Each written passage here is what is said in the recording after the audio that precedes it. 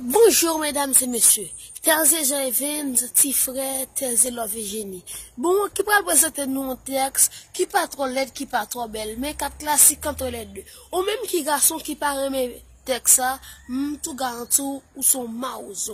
Et ou même qui femme ou pas aimer texte ça, disons ou pas aimer partir encore. Parce que texte ça titre de bouboune, qui est importance bouboune, qui bien fait bouboune, qui me fait bouboune. Ça veut dire tout bouboune tout genre. J'ai une bouboune en qualité supérieure, en qualité inférieure. J'ai une bouboune en qualité supérieure, en qualité d'équateur. Et j'ai mis en zo et en os et j'ai mis en ton orthodoxe. D'accord. Après 4, nous allons présenter texte ça que les bouboune. Bouboune ça prend sous bouboune tout genre. Après 4. 1, 2, 3 et 4. Laguer. Bouboune. Bouboune, bouboune, bouboune. Gibouboun pour être sûr que ça tombe gibouboun soumoun.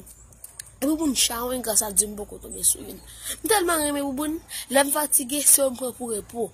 Gibouboun qui tellement fou à la disons pour ego. Bouboun lâche, bouboun serré, bouboun désordre, bouboun sérieux. Et bouboun qui tellement travaille qui pas respecter même jour férié.